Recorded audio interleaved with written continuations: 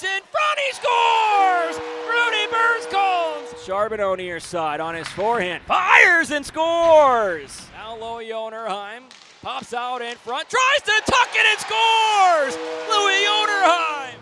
Hey Jacks fans, Ezra Janello, Liz Child, episode number 2 of Get Jacked, the Lumberjacks podcast. Now, what in the world could we be talking about today, Liz? Everything. Up until yesterday at noon, we had not much to talk about. And then Steve Lowe heard our prayers and he said, we got something to talk about. So we have an interview coming up a little later with Louis Jonerheim, a second-year Lumberjack. It was an awesome conversation with a special guest that joined us partway through, just like Louis joined us partway through last season. And then we've got a trade to announce and 2 more players who have signed their SPDAs that we get to break down as well. So an interview with a Lumberjack player and 4 player breakdowns, 2 of which are coming over in a trade with the Fargo Force. Sorry, I was sending a message specifically about this as well, just to kind of prep us for some announcements tomorrow, which will be before this episode goes out. So by the time you're watching this will already be done and out. Pretty crazy for you during our podcast recording time to be sending messages. I know. You sparked it in my brain, and I want to make sure we're ready to go. There's a lot going on. It's a big week here in West Michigan. Coast Guard Week going on in Grand Haven. Louis talked about kind of how awesome it is to live here in West Michigan, but also, and you can't see it on video for those watching on YouTube, but just to the side of us are all the In-Ice logos. Less than a week. And then they start the process of putting the ice back in here, which means our podcast studio gets taken away. I don't know. I think we bring the skates out, and it's just us out here on skates, and then we don't have to worry about it. I'm okay with it. It might be a little entertaining to watch you try and do that. I like that you think that I haven't been on skates since I was like 2 years old, so... All right, we'll see. As long as you don't put a stick in my hand, I'm fine on skates. I can hold my own. We're going to test that out. There's a Skate with the Jacks event this season. Skate with Liz. I mean, we've done it before. All right, Louis Jonerheim. This guy, no one wants to be a Lumberjack more than Louis. We talked to him about his transition from the BCHL. He was in Trail at the start of last season. Came over to Muskegon just after the holiday break. Committed to RIT. The guy's living his best life right now. Nice little vacation over in Greece. Got a little tan. He's got the pool and the shooting tunnel at home. Shooting in the back, yeah. And then we got to hear about our 2 other Swedes that are coming over to Muskegon next year. Yeah, and just before you guys watch that and hear me repeatedly say that we only have 2 Swedes, there are 3. There are, in fact, 3 Swedes on our team. I'm so sorry, Felix. I did know you were here. I don't know why. Well, let's send things over as Liz tries to figure out who that 3rd Swede is to Louis Jonerheim. This week on Get Jacked, Liz and I are joined by a very special guest, a member of the 2025-26 Lumberjacks Eastern Conference Championship winning team, a mid-season acquisition for the Lumberjacks. This player came to Muskegon from the BCHL, but ultimately he comes from Sweden, a big-time fan favorite in the press box and in the media room here at Trinity Health Arena. Lumberjacks forward Louis Jonerheim. Louis, thanks so much for joining us. Of course, thank you for having me. Our first guest, so this is really exciting for all of us, I think. I think talking to Ezra, we were trying to figure out who we wanted to have as like the first person on. And it became very clear very quickly who it should be. Okay. I mean, I think, Louis, I don't think there's a single person on this planet who wants to be a Lumberjack more than you. I mean, the excitement and going back to that playoff run and beating, we were in Cedar Rapids and you had to get the visa dialed in because your visa was going to expire. And I don't think we were 5 minutes down the road out of Imon Arena and you're blowing my phone up from the back of the bus going, we got to get on this. We got to get it done. And just coming back this next year, we know how excited you are to be a Lumberjack. We're excited to have you as a Lumberjack. But let's go to the beginning, right? You're playing in Trail. You're playing in the BCHL. You're having a good season. But ultimately, you're a USHL guy. You're a Tier 1 junior hockey player. What was the transition like and the decision like to make your way to Muskegon and join the Lumberjacks? I mean, for me, the decision was pretty easy. First, my agent texted me on the bus. He texted me Muskegon wants you, and it was kind of no hesitation, really. I was really happy for that chance, and I really wanted to go. But yeah, I mean, a mid-season transition is pretty hard for every player. You start with the team, get to new. Like it was my first year over North America, so obviously I had to get to learn like. The North American style of hockey and new teammates, and then I switched country to the US, and then I have to learn to get to know new teammates and new coaches, and but I thought the transition was pretty easy. I mean, all the guys in the locker room were so nice to me from day one, and the coaches welcomed me very good. So just fortunate enough to have had to be a part of such a special group and such a good people around me. What did you know about Muskegon before you got here? I actually watched I remember I was watching preseason the YouTube videos of Earning the Axe because I'm always on YouTube watching hockey things. So I just saw the video and that's first thing I remember. Then I saw like the Swedish players playing here. Obviously I knew Melvin before, so I knew he was playing here, and then Victor, I played him a lot here in Sweden, so I knew they were very talented players, and yeah. You know, you mentioned that transition and having to not just learn the United States style of hockey, right, coming to the USHL, but you had to Yeah. learn new teammates and get yourself familiar with a new locker room. But you had Melvin, who you knew from the past. Vic is Swedish, and of course, Carl Axelsson is Swedish too. So Yeah. you had this quartet of guys, the Swedish House Mafia, they were called Yeah. here in Muskegon. Yeah. How much easier did it make that transition having those guys in the locker room already? Way much easier. I mean, I don't know if I could have done it without those guys. Especially from the start, they're very important for me. And then obviously me and Melvin have the same billet family.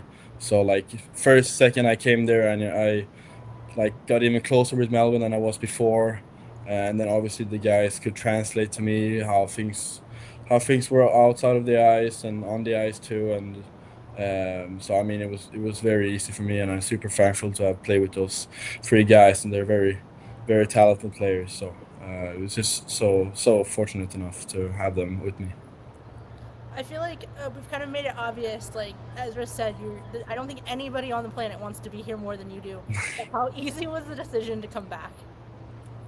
So easy. I mean, I knew I was going to college in 27, 28. So I mean, even like when I first talked to my agent, like, do you know if I can stay there for next year too? Like that's how easy it was. And then obviously when I played there, I just fell in love with the city, with the town, with the people, fans, everything around it. So I mean, I didn't even hesitate. You know, we don't have 4 Swedes on our team this year, but we do have 2. You're going to be joined by Oscar Westman.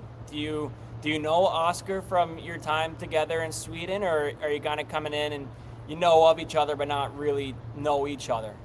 I mean, I know all who they are. I know who Oscar is. I mean, he's the same age as me, and I've seen him representing Team Sweden. So I mean, but I don't know him as yet. We have texted now. We add each other on social media, so we have like texted a little bit before here, and I mean, I hope I can guide them now, as Melvin and Vic and Carl did for me. So and make their transition very easy. So. But I know he's a very good goalie. He's a very big goalie. So, I mean, he's going to be great. I'm for sure of that. Very confident of that. Okay, not just Oscar, but all of the new guys coming out to Muskegon this year. What's the one thing that you're going to tell them they have to do when they're here?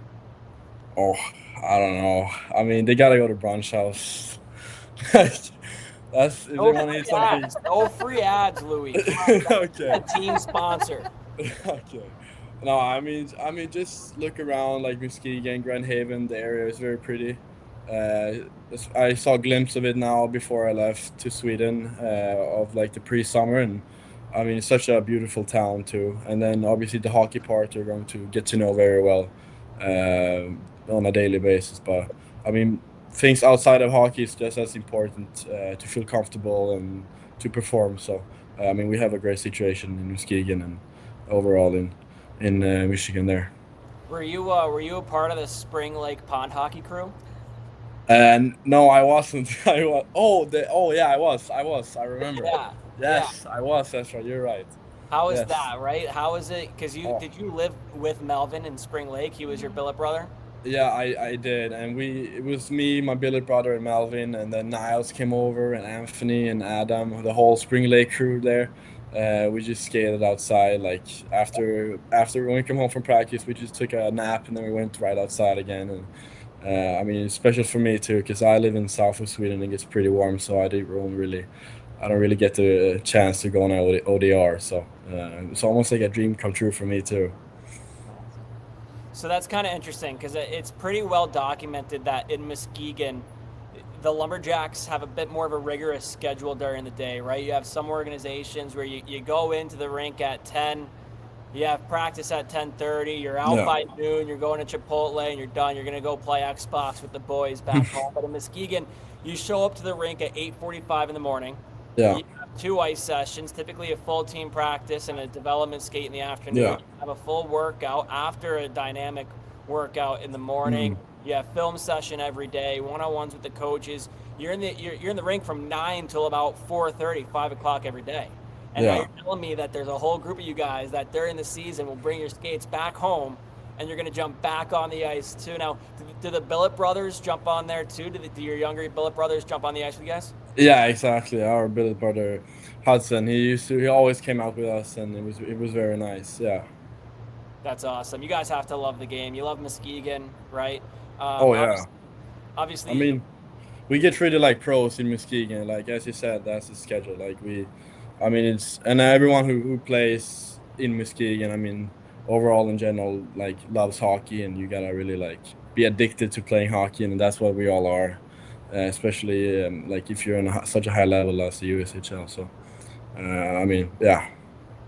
Obviously, last year, a lot of good moments. You guys win a conference championship, back-to-back Eastern Conference champs. But for you, if you could pinpoint last year only, right? We're not talking about coming into this year yet, but last year, your favorite moment in Muskegon, what would you say it was? I mean, for me, it's the Game 5 at home against Madison.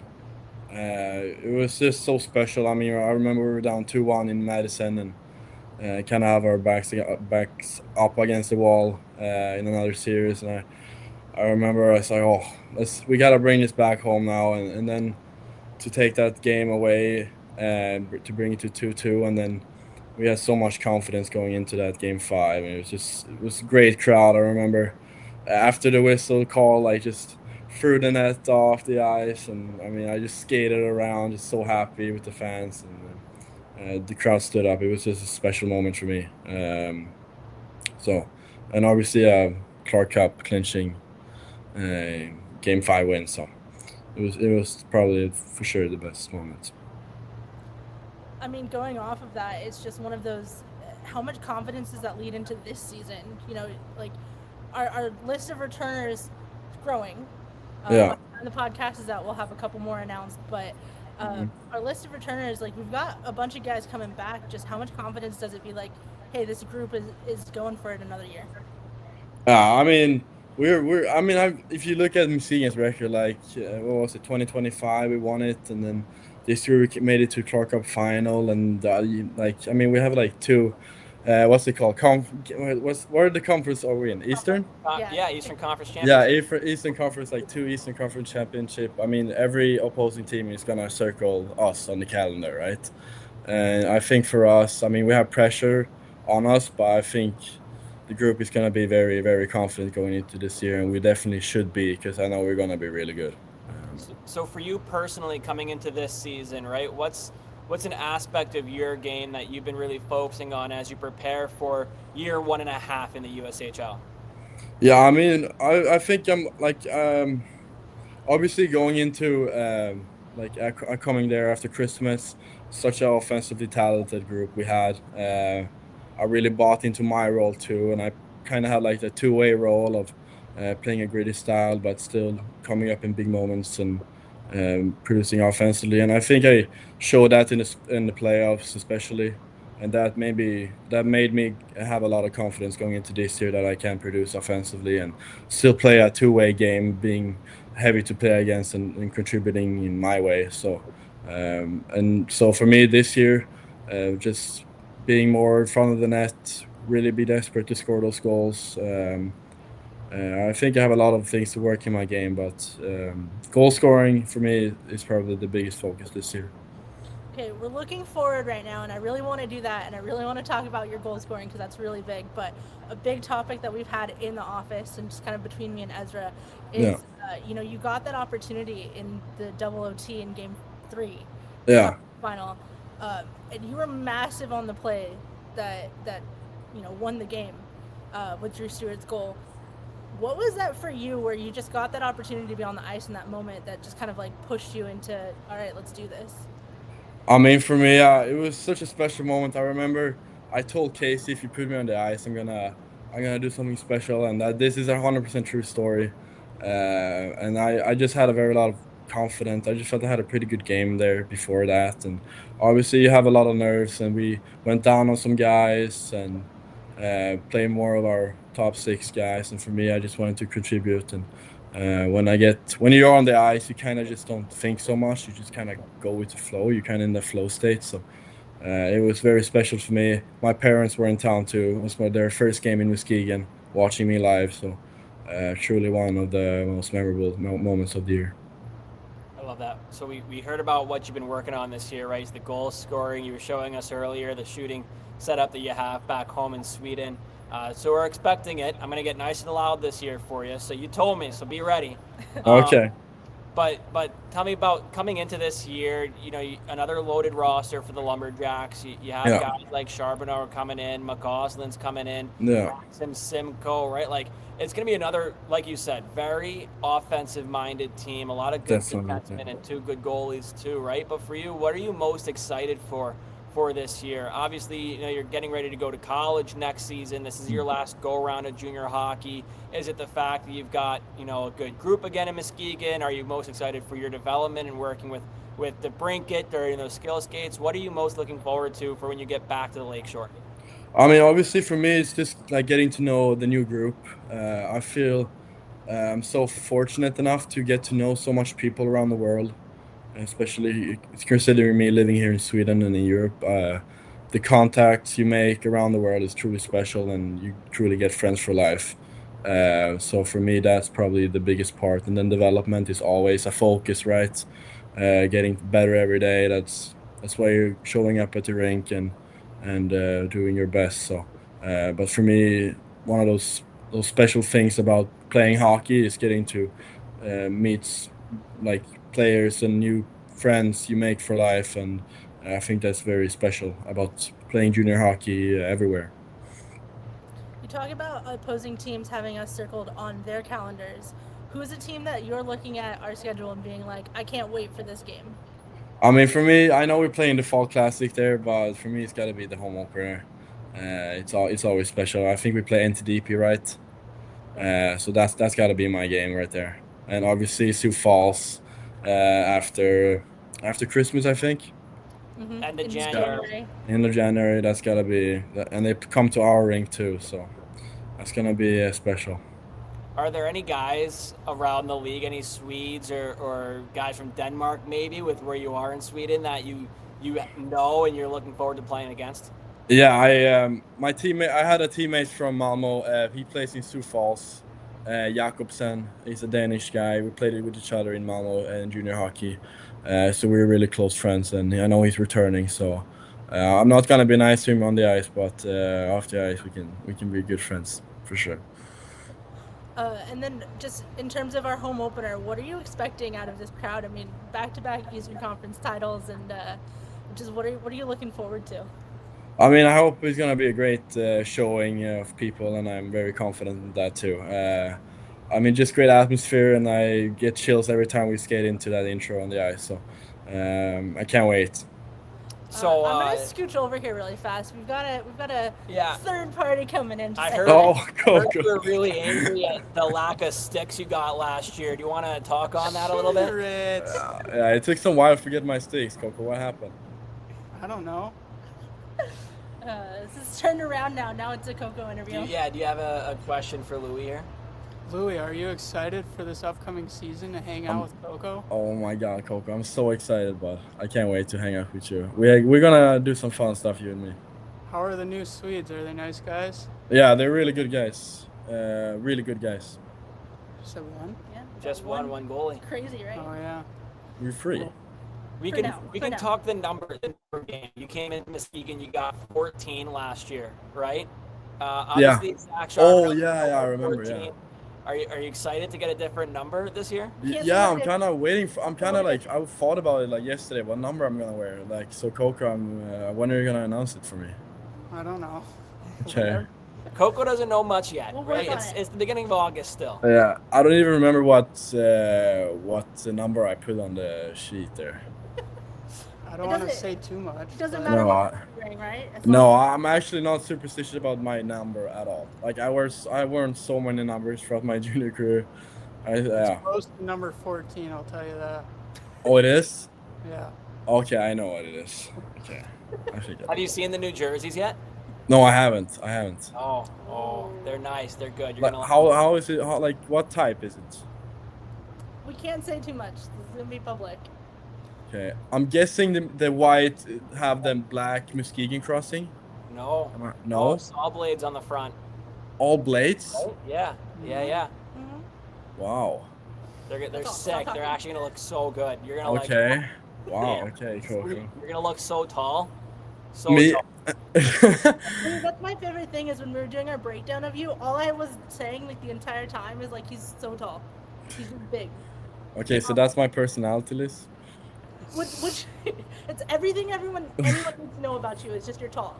Okay. I also just want to bring up your nickname for the season. You already know it. This has gone around. Yeah. The skilled beast. My skills coach in Sweden. I remember he texted you that. Yeah, it's perfect. I love that. You getting a tan, Louis? Looking tan. I went to Greece. Do I look tanned? Do I look tanned? Yeah. Yeah, you How look was really that tan. trip? Thank you. Huh? How was that trip? Oh, it was very nice. It was just a bunch of old teammates. We're like just going around Greece with the boats and driving around. It's very nice. Super warm. This is outrageous. We have 2 Swedes, not just Louis. Do you know Three. Felix? Yeah. Yeah, Felix. Yeah. How well do you know Felix? Oh, I've been texting Felix a lot. We have Yeah? been talking a lot because Melvin was very good friends with him. So I remember we even started talking like at the end of the playoffs when he got drafted. So yeah, it's gonna be great. I hope we live together. I don't know yet. We'll see what happens. But he seems like a really good guy. I know who he is, but I don't like have to met him in person. You were with the Briggs last year. Who was your billet? I was with the Blocks. The Blocks. Yep, It's a good billet house. that's a good bit. Yeah, it is a really good billet That's a good house. spot. Definitely. We were asking Louis about the Spring Lake ODR crew that goes Oh, out yeah. there. Coco, I don't think likes it too much when you bring back just beat up skate blades. I know he gotta sharpen my blades every time. More like sharpen them once a month. Yeah. He's Yeah. top big. He's scoring a lot of goals this year. Alright. So you got to Here take for care of him. Yeah. But still, I'll only get a skate sharpened once a month. No. I switched curve this year too, Ezra. Coco's choice. No, this is by his okay, choice. You really Huh? only go once a month? Like yeah, I do, basically almost. Wow. And you're on the ice twice a day, every day. Yeah, but I don't like them like very sharp, man. I don't know why. They're very dull, right? Yeah, 1.25 inches. Jeez. Yeah. I get good glide. Good Okay. glide. That's why he's so fast. Yeah, that's why he hammers guys. well, He can't stop. I was gonna say like, yeah, that makes sense. Every guy I've talked to where I'm like, yeah, he skates really well for being like a bigger guy. Every single one of them, it's like the dullest blades I've ever seen. Yeah. Like, so yeah. I mean, it's got to be something with it. But I promise you, it definitely makes big changes with some dollar blades. I promise you. I Never like it. used it. I don't know. I like it. All right, Louis, one more here from me. You're committed to RIT, right? You're going to go the NCAA college route. I feel like your play style, you're like built so perfectly for being just a difference maker at college hockey and Thank playing in the NCAA. Kind of talk about your decision. coming into last year, right? Like you committed before you got to Muskegon. Yeah. What the decision process was like. I mean, I got really good. I obviously I talked to the coach there, Matt Thomas. He was the coach in the AHL with Providence Bruins for many years. I mean, he felt very confident in me, and my parents like really truly liked him. And I mean, it's a great spot. Great fans. I heard they have great fans. So I'm very excited to go there, but obviously got a big year ahead of me here in Muskegon. We felt that playing here in Muskegon would make me really go and be like ready and prepared to play in the college as a 21-year-old. So I think it was a really good decision for me to play another year. I think I'm going to be very, very, very prepared for the college. But RIT is a great decision, great coaching staff. Definitely. Okay, I'm a big fan of the one-word answers, so I'm gonna ask you to say one word, and then you can explain it after. Okay. Word on your mindset heading into this season. Wait, tell me that question again. I didn't. Like one word to explain like your mindset as we head into this season. Prepared, I think. Okay. I mean, we've been preaching.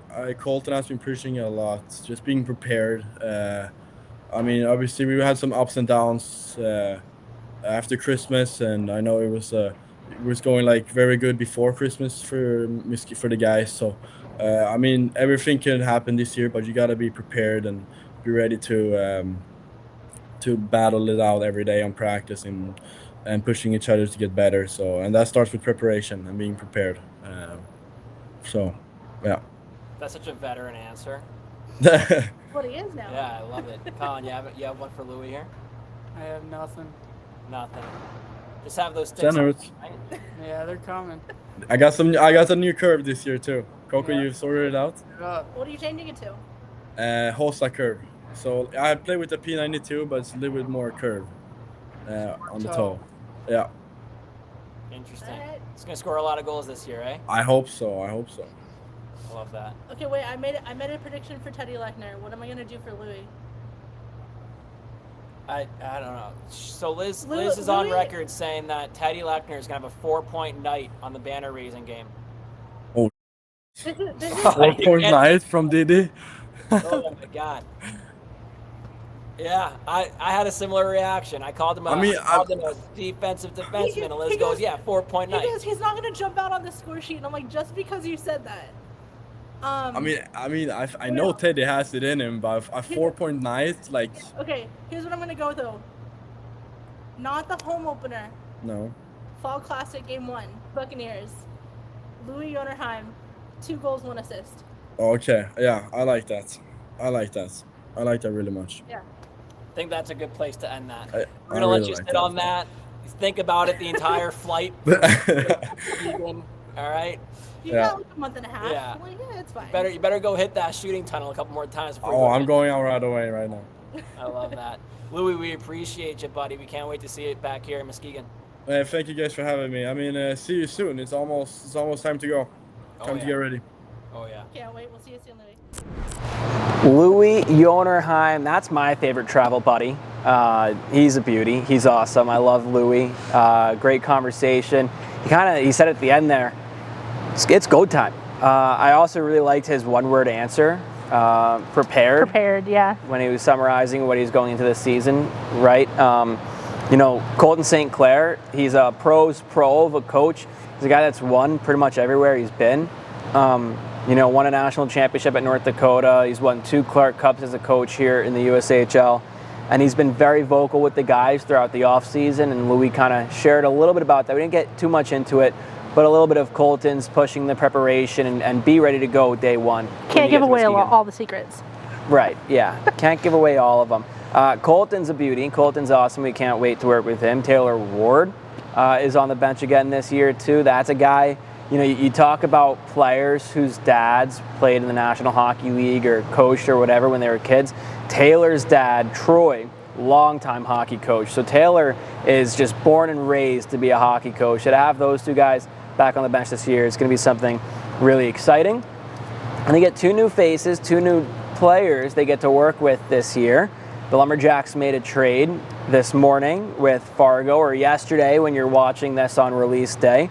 3 players in the trade. Yep. Muskegon gets Trey Wilson, a 2009 birth year forward out of St. Louis, Missouri, and Nick Kosiba, a 2007 birth year forward out of Michigan. He played in Waterloo in the 24-25 season. He won a Western Conference championship and then lost to the Lumberjacks in that Clark Cup final. He then got traded to Fargo. He made another push to the Western Conference final, pushed it to Game 5, but ultimately fell to Sioux Falls. Going the other way to Fargo is Max Cullen. That is a tough pill to swallow if you're a Lumberjacks fan, but only tough to swallow until you remember that his uncle owns the Fargo Force. Max from day one was going to be a member of the Fargo Force. It's a tough pill to swallow, but also you have to think the Cullens are all going to be in the same spot, and like from Fargo to Minnesota, no matter where you look, you're going to find a Cullen. And you know what? Good for him. And then you look at the return we're getting, both with Trey and with Nick Kosiba, and we were talking about this as soon as we heard the trade news. It was I'm a big fan of Nick Kosiba. Worked with him a few times. He's been a good guy to work with. He's going to be a fun guy in the room, much like Aiden Jans. And he brings that winning pedigree. He knows what it takes. He's been to back-to-back Western Conference finals. Clark Cup 2 years ago. So I mean, again, you want to talk about preparedness. You want to talk. You called Louis. You said that was the veteran answer. You're going to get the same type of thing out of Nick Kosiba. And I also want to bring up, just because it's a fun fact for me personally, scored Fargo's Teddy Bear Toss goal last year, and that's a really big one for me because Teddy Bear Toss is like my favorite game of the entire year, other than playoffs. Those are kind of bigger, but I'm a big fan of the Teddy Bear Toss. So let's see if he can do back to back. I like that. What Nick brings to the lineup, what he brings to the Lumberjacks, is more than his ability on the ice, and he's a good hockey player. He's played in 98 or 92 career USHL games. 8 games into the season, he'll hit that 100 career game mark. 25 total points in those 92 games, right? He hasn't been a point producer in previous seasons in Waterloo and in Fargo this past year, but he's been a big piece of winning hockey teams. Waterloo, they have him on the roster. They go to the Clark Cup final. They trade him to Fargo. Fargo goes Western Conference final, right? Now he's going to come to Muskegon, a team that took a ring off his finger, and he's going to say, you know what? I'm going to get my ring, and I'm going to do it with a team that I know is good at winning, right? He knows what he's coming into in Muskegon because he had that long 5-game series 2 years ago. You look at players in our league, and you go from one conference to the other, there's a strong chance you don't know much about that organization, especially if you're a guy that, you sign a tender agreement, or like from day one you knew you were going to be a part of this organization in the Western Conference. You don't pay much attention to the East. You do a little bit, but now you're going to be in the Eastern Conference. You're going to be in Muskegon. This guy has played multiple games in this building. Last year with Fargo, that 5-game series with Waterloo. He knows what he's coming into. He's also a Michigan guy, New Boston, Michigan, which we got the lowdown from I was going to say really quickly, you were talking about, he might not know too much. I'm like, he's a Michigan guy through and through. Clearly I'm not, sorry. He's a Michigan guy through and through, like, played for Little Caesars, going to Western Michigan. Like, I think he might know more than you think. He beat me to the punch. I know. But it's all right. I was more talking in general, and my message was that Nick has more experience with the Lumberjacks than an average Western Conference player does. But New Boston, Michigan native. We got the lowdown from our in-house Michigander, Alec, our business development executive here in Muskegon. He is a Muskegon area native. I don't think he's from Muskegon, but he's from somewhere. Like, he lives still with his parents just outside Muskegon. I'm not sewering him. He just graduated college. I lived with my parents when I just graduated. He went to Western, but he's from Michigan. He said New Boston's a very small town over on the east side of the state, over by Detroit. Nick's going to come to Muskegon. He's going to play college hockey down in Kalamazoo. He's going to get to play in the new arena, which is going to be awesome. Really nice. Just a really exciting hockey player, exciting personality off the ice. Again, for me, the thing that this trade does, and Steve Lowe, we saw him do it with Aiden Jans. We've seen him do it in the past with David Deputy and with Bronco Vukas, those Omaha guys that come over. He's not necessarily going to getting the best player. We know David Deputy was a very good hockey player on the ice. He's going to getting experience. He's getting leadership. He's getting guys that can come in day one and they can control or kind of lead the conversation in the locker room because they've been there. They've done that. Mm-hmm. They've been to the Clark Cup final, and that's what Nick Kosiba's done. He's gonna come in and he's gonna be able to say, hey fellas, you want to get there, listen to Rudy Burzkons, listen to Louis Jonerheim, but also listen from an outside perspective, from a guy that's done it in different organizations. Here are the common denominators for a winning hockey team in this league. Yeah, and I mean, just on top of that, just because he hasn't been, at the top of the score sheet in the past doesn't mean he can't come out and be like, hey, you know what, I put all this work in, playing with a different team, playing a different style, and it could be something that works for him. It could just click. And I'm not saying necessarily that it's just going to. I've already made my prediction for this episode. You've already listened to us talk to Louis Jonerheim, and we already know what that prediction is. But he could come out here, and it could be a different version of a Nick Kosiba. He could fit and find a different rhythm out here. At the same time, that's not necessarily why you need him to be here. You're not bringing him here to be that number one scoring guy, and it's something that we discussed a little bit. It's just, you're going to have that guy in the room, and again, like Aiden Jans, he's going to be a fun guy. He's going to keep things a little bit looser. So you're going to have those guys that are scoring every night and being, not necessarily taking it more seriously than anyone else, but it's just a different vibe. And you're going to have a couple guys coming in and reminding everyone, this is a game. This is supposed to be fun. As much as everyone is trying to make it to the pros, everyone's trying to go to college and take this very seriously. Don't get me wrong. I think everyone, top to bottom in this organization, is doing that. I also think it's a good reminder of you can still have fun and play hockey. Yeah, and you look back at that Clark Cup championship winning team, the team motto in the playoffs was here for a good time. Yeah. Right? People like to talk about Muskegon, they talk about the Lumberjacks, and we're just here for a good time. We've got the best owner in the league, and he's not shy about giving us tools, and we're not shy about flaunting the tools that we get here in Muskegon. So it is a good time, but we also know when it's time to put the hard hat on and go to work, we go to work. Yeah. Made in Muskegon Nights coming up later this year. It's an industrial it's a teaser. town. We haven't announced that yet, but the other guy that comes over in the trade, Trey Wilson. Now this was an interesting addition in the trade. I don't know that Trey is a Lumberjack this season. Now I don't know anything, right? I'm not on the hockey ops side. I'm not in those meetings. What do you mean you don't know everything? Come on. Yeah, I do know everything. He's a 2009 birth year. Again, he could be a Carter Sanderson-esque player. 5'11", 185, which is a really good size for a 2009 birth year. Uncommitted out of St. Louis. He played in the St. Louis Blues organization, the AAA organization.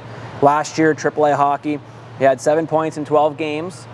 2 straight years with only 12 games listed on Elite Prospects. In the playoffs, 8 points in 5 games. So that production skyrocketed in the postseason, which is something you always like to see. When the games become a bit more meaningful, he doesn't shy away from the opportunity. He leans into it and he produces. But what makes me say that Trey's not going to be a Lumberjack this year, at least a full-time Lumberjack, I think he's going to get games played. 3rd-round draft pick of Bismarck in the North American League draft this year. A really great relationship between the Lumberjacks and the Bobcats. We've seen a lot of players go between the two organizations and spend time between the two. The most recent, or the one that comes to my brain off the bat, is Stephen Peck. Not a bad Lumberjack. Not a bad Lumberjack comparison. So drafted by Bismarck in the North American League. I think the biggest thing is that the Lumberjacks are confident in Bismarck in taking players in and developing them and saying, hey, we're gonna send you a better version of this player in a year or so. Or even midway through the season, you see a guy like Reese Lance, who played half the year in the North American League in Janesville. Jacks had a need. They needed a top 6 D-man. Reese Lance was their guy. They go and they get him full-time from the North American League. So I think he goes to the North American League. I think he's going to be here for training camp. He's going to grow, get bigger, get stronger, get better in Bismarck. He's going to come to Muskegon. He's going to be a difference maker. Yeah, and just like you, I don't know too much about him going into this. I think, he's being brought here for a reason. They added him to this trade for a reason. There's something about his game that I think we're going to like. I can't tell you what that is right now. Have not a clue. But I'm really looking forward to finding out. He's one of those, I'm not going to lie, I haven't watched the St. Louis Junior Blues really much at all. I think I've seen a couple games here and there throughout a few years, but I'm really excited to see, what he's bringing and why they added him to this trade. It's going to be a lot of fun. So Trey Wilson and Nick Kosiba, they come to Muskegon via trade with the Fargo Force. Max Cullen goes the other way. And before we turn the page, and I made a comment, Max Cullen was always going to be a member of Fargo. Literally, like the Cullens and Fargo are one and the same. And Steve said, you're going to have to trade for him. And he came to Muskegon, and he was a big piece of that playoff push. He went pointless in 8 games in the regular season for the Lumberjacks. He was coming off a Minnesota State title, a second consecutive Minnesota State title. He had 3 points in 15 games in the postseason. I remember, Max, we played game 1 in Cedar Rapids, and he was a healthy scratch. Game 1 of the playoffs, and that's a tough pill to swallow as a young hockey player. Coming off a second straight championship with your team, Colton St. Clair wanted a different look. He put Max in the lineup. Max scores a big time goal in that game. Really nice goal. He was in the lineup the entire rest of the playoffs, and he was a difference maker the entire time in those playoffs. So it's a hard trade to see if you're a Lumberjacks fan. It's a hard trade for me to see, knowing how good of a hockey player Max is and how good he's going to be.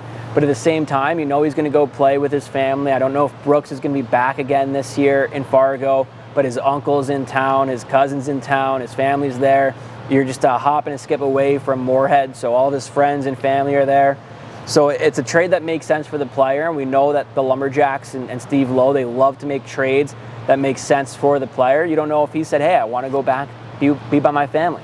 But the return is one that makes it a much easier pill to swallow, because again, you're going to get Kosiba, who brings that veteran presence, brings that experience of being on winning hockey teams, and Wilson, who's going to go, if he's in Muskegon, he's going to be good. Mm-hmm. You know that the Lumberjacks are good enough this year. They're going for it. They want to win that second Clark Cup. They're not bringing any passengers along. So if he's here, he's driving the bus. And if he's not here, he's going to a great North American League team in Bismarck, where he's going to develop and be a Lumberjack in the future. Yeah, and just a quick note on Max Cullen. Not that I think that anyone in Fargo is going to be surprised or that they don't already know. I'm sure everyone in Fargo has been preparing for this anyway for a long time. But I mean, he's a smart hockey player. He was fun to watch. That goal that he scored, I had a fantastic view of it right behind the net. We got it up on social. It was a really nice one. But I also want to go back to, he made a play in Chicago at the end of the season where he had his skate on the puck, was in the corner trying to battle it out, kept that skate there, kept the puck in the corner, looked behind him, found someone, and just made a pass, just kicking that puck back to someone else. And it was one of those moments where you just look at him, and it was right after he got here, and you're just yeah, all right, he's a smart hockey player. He's going to be fun to watch. And I think Fargo's really going to enjoy that. And I think we're going to have a fun time playing against that. Yeah, we don't have to do it for a little while, not until February, and we go to Shields Arena, which is one of the best rinks to go to. Muskegon is at the top of the list for visitors in the USHL because you have the rink and it's connected to the hotel and the convention center, and you have the restaurants in the building. And it's funny, a couple years ago when Fargo came to town with giant snowstorm in the Midwest, and it was canceling all these games, and I remember Andrea Rose, our president, was on the phone with the league, and they said, are you going to be able to play? We're like, is Fargo in town? Are they in Muskegon? The answer was yes. Then the game's going to be played. We'll play in front of no fans, right? If you really can't get to the arena, that sucks. Michigan weather. Turn on flow hockey, because to go from your hotel room to the locker room to your post-game dinner when you're here as a visitor in Muskegon, you don't have to go outside, which when you have Michigan weather, that's really nice. So Muskegon is a top-tier spot for visitors in the USHL. Fargo is, and it is because of that arena. Shields Arena, but hands down, far and away, it's an AHL facility in junior hockey. It's awesome. It's a beautiful facility. They've got the secondary rink on the other side of the building. Awesome place to go play. So we're going to get to go there in February. We're going to go get to see Max, who is in his first year of draft eligibility, is a late 08 birth year. Yep. He's going to get drafted next year. He's so creative. He's so good. But we're going to have Nick Kosiba. I have a feeling, though, sorry, not to jump ahead of you, you're going to tie in the late 08 birth year here. But I'm excited. We're going to have Nick Kosiba. We've got Trey in the pipeline. Not to cut you off, I just heard where that was going. Yeah, so late 08 birth year. We know a couple of other guys who are late 08 birth years, going to be entering their first year of draft eligibility. And this is my plea to NHL GMs. You missed on Quinn. All 32. I guess at that point it might have been 30, 31 NHL GMs. Missed on Quinn. Now he's in Edmonton. He's one of their top prospects, under 25 years old. He's going to get games with the Oilers next year. He was an AHL All-Star. So 31, maybe 32 NHL GMs missed on Quinn. 31 NHL GMs missed on Lane. He was what, a 4th-round NHL draft pick? He's one of the best defensemen in the NHL, Insane. one of the best young defensemen. Insane. 3rd or 4th rounder. Well, guess what? 31 NHL GMs, you missed on Cole Hudson. He was a 2nd-round draft pick by Washington. He's one of the best young defensemen in the NHL. Do not miss on Lars Hudson. He is more defensive-minded than his brothers, right? He plays more of a defensive game, but he is every much a Hudson as those other 3 guys. He's what? What? I think we've got to make an apology to Lane. What round was he picked? He was a 2nd-round pick. Oh, 2nd-round pick. 31 NHL GMs still missed on him.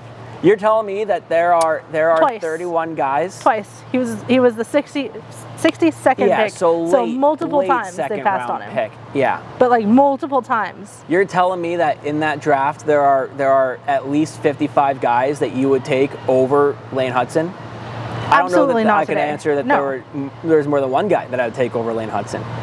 Now listen, Lane is a generational talent, right? He's very good at hockey. Lars is not the same hockey player as Lane. He's not the same hockey player as Cole. And of course, Quinn being a forward is of course going to be different than Lars.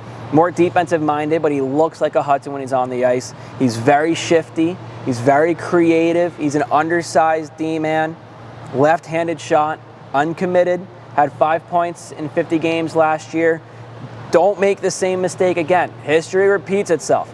You're gonna pass on a Hudson, and then you're gonna be explaining to your owner how once again you pass on a Hudson and your job's on the hot seat. Yeah, I'm gonna say there are 3 organizations who maybe can say like, no, we're good. We got them where we wanted them. Like, we're set. Again, taking Lane in the 2nd round and getting him for what he is today. By the way, insane. like the best contract in the National Hockey League. 100%. Like insanely. Like, I'm gonna just be upfront here. I think Lane got the short end of that stick there, but 8 years, you got time. Like wherever the cap is going to be in 8 years, that paycheck's going to be insane. But yeah, I mean, and again, I like to bring this up, so if anyone's already heard me say this, I'm not sorry at all. I'm one of the very few people who can say I've worked with all 4 Hudson brothers, and that's a very big claim for me. And I genuinely just think that Lars hasn't hit his stride yet. No one's seen what he can be, and I think that he even maybe has a little bit of that reservation of, there's pressure on him. And I think that occasionally that it's not in the forefront of his mind, but it's still there a little bit. And I think once he kind of breaks through that, and especially this season, we can see a completely different Lars Hudson, and people are going to be like, oh, he's going to rise up some draft boards for sure. We talk about Colton St. Clair, and there's players that benefit from different coaching styles, right? And we talked about Ivan Rapkin when he came to Muskegon about a week and a half, 2 weeks before Colton St. Clair. Well, Colton is very intense. He's a hard coach to play for if you don't like getting yelled at. And no one likes getting yelled at, but Colton will yell at you, and then you're going to go home that night and you're going to say, oh, I deserved it, right? I'm a better hockey player, I'm a better person because of Colton St. Clair. Ivan Rapkin, I bring him up because he, I think, benefited from having Colton on the bench that second half of the season in his draft year. I think having that structure, the strictness of Colton was very helpful. Lars, I think, really benefits from that as well, right? Lars is a Hudson, and there are pros and cons to it. There's a lot of pressure that comes with being the youngest of 4 when your 3 older brothers are all signed to National Hockey League contracts, one of them for $875 a year, right? Like, that's a lot of pressure. But at the same time, like, it doesn't matter to Colton what your last name is, Mm-hmm. Your last name could be Hudson, it could be Jonerheim, it could be Schlechtweg, it could be Gretzky. It doesn't matter what your last name is, what your family's done. At the end of the day, we're winning a Clark Cup championship, and there are no passengers. And not only are we winning a Clark Cup championship, but Colton's job is to produce leaders of men, is to help take players from where they are now and make them better and help them be the best versions of themselves. I said it, Lars is not Lane, he's not Cole, and he's not Quinn. Mm-hmm. Colton's job isn't to turn Lars into Lane or Cole. Colton's job is to turn Lars into the best version of Lars that he can be. And I think this year is going to be a really big year for him. His first year of NHL draft eligibility, but you can almost take that and it doesn't even matter. For me, with Lars, seeing him get that college commitment, seeing him grow on the ice, but also off the ice, that's going to be a successful season for him here in Muskegon. Getting to do it, it's going to be his second full year. He got a couple games as an affiliate back in the 24-25 season, but getting a full season for the second time around now in Muskegon, he's going to grow a lot physically, mentally, as a person and as a hockey player. It's going to be a really exciting year to watch Lars on the back end for the Lumberjacks. Yeah, and I don't know, I feel like you talk about college commitment. I made a joke last season when I was talking to Quinn and Lars, you were there for this, about what would the Hudsons do if Lars didn't commit to BU? Or if he commits to BC. To which, if he didn't commit to BU, I got oh, that's okay, he can choose wherever he wants to go, it's fine. And then when I flipped it to the, like, well, what if he commits to BC, I got the whoa, okay, yeah. Calm down there. But it's just one of those, it doesn't matter, honestly, like, to anyone where he's going, but to see that growth that since he's been here. He also made a joke, like you said, no passengers. He did make a joke of, he won a Clark Cup without ever having to tie his skates. Again, first season here, he was kind of on and off the ice. Last year he had a little bit of an on and off the ice at the end of the season as well. But to see that growth and that just like commitment to being here, just showing up every day and doing work, I think that's something that is going to stand out more and more throughout this season, and it's going to be more and more evident throughout this season as well. And then the last guy we've got to talk about here brings our total to announced signings. Trades don't count in this, just players who we can announce are signed. And again, the number's higher than this. This is just the order in which we're announcing it. Jake Tavares, forward, 6 foot, 190 pounds, out of Belmont, Massachusetts. Future Dartmouth Big Green, which guys that come from Muskegon and go to Dartmouth tend to succeed. Drew Stewart, the latest in that category. Split his season last year between the USHL and North American League. A member of the Sioux City Musketeers, Tavares was what the Lumberjacks got in return for Will Keane, who was traded to Sioux City. 20 games with the Musketeers last year, 2 goals for 2 total points. In the North American League last year, in the South Division, the dirty South of the NA, with Lone Star, 26 games, 4 goals, 3 assists, 7 points. Again, I said it, and you said it. No passengers this year in Muskegon. That is, write it on the walls. No passengers. You have to take a piece of the pie, right? You have to have a hand on the wheel. Jake Tavares, I think, is going to have that hand on the wheel. He's an 07, which means that this isn't necessarily the last go-around in junior hockey for him, but he's most likely going into school next year. So this is the last go-around. You want to win. You want to get the most that you can. Squeeze the most out of Colton St. Clair as you can. Squeeze the most media training. Squeeze the most out of Derek, out of Andrew DeBrincat. Derek, our strength and conditioning coach. Andrew DeBrincat, our skills coach, right? Like, get the most out of this year as you can, including a championship. And I think that Jake, he's a smart kid. I've heard a lot about him. He works out with guys that I've worked with in the past.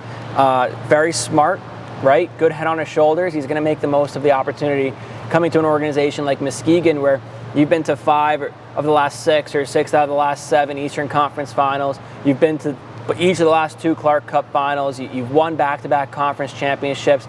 Jake's got an opportunity to come in, be part of a winning organization, and take his career to the next step. Yeah, he's another one I'm really excited to see what he has to offer. Coming from the NA and getting a few games with the Sioux City Musketeers last season. Again, this isn't a brand new league for him. He's kind of been around. He's seen how things work.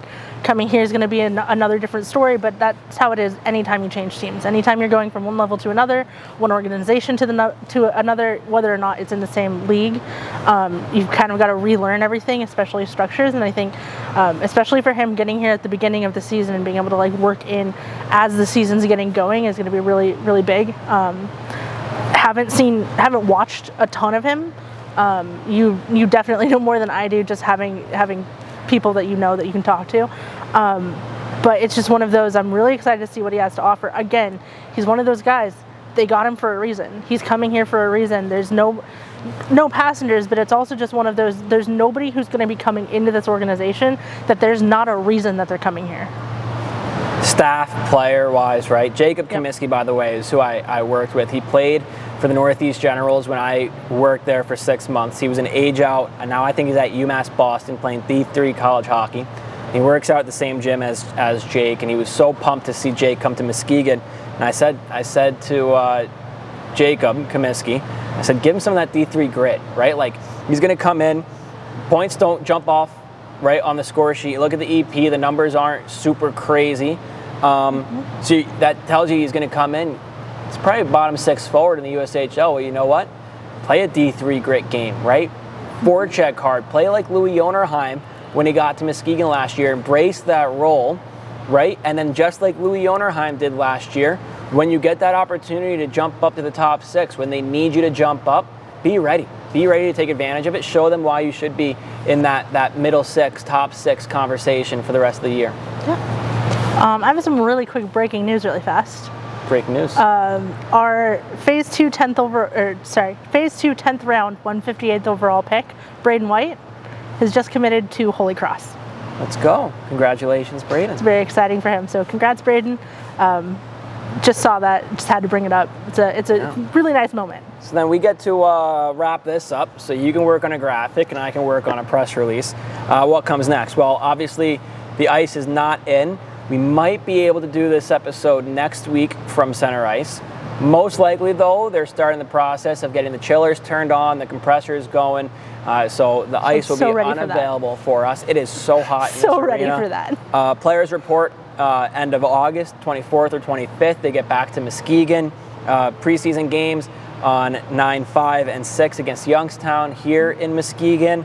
Kids Day game September 11th, Friday morning, 10:30 in the morning against the under-18 team. We close out the preseason the next night at the NTDP, and then the Fall Classic. We got that schedule last week against Des Moines and Waterloo, September 16th and 17th. First USHL regular season game at USG Arena in Chicago. We're going to be there, obviously. It's going to be a whole lot of fun. You're going to be there.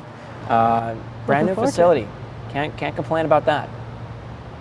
We get to go play in a brand new facility for the Fall Classic. Then we go back a few weeks later, October 10th. Listen to this. This is crazy. My men's league team, they do these traveling games. Now, I don't get to play in them other than the one they do in Muskegon, because obviously it's before a Lumberjacks game. They travel around the Midwest and they play a men's league game. They travel, like they're doing Rockford this year. They did Milwaukee a couple years ago. They've done Flint and Saginaw.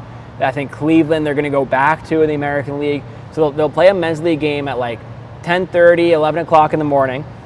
Go back to the hotel, get a quick nap, and go to the game that night. Well, October 10th, it's a Steel Blackhawks doubleheader. And so they're going to come. I'm going to play in the game 10:30 in the morning at USG Arena, play with the men's league, call the Jacks Steel game at USG, and then at 7 p.m., that game starts at 3 o'clock, at 7 p.m., walk down the street to the United Center. I've never been to a Blackhawks game.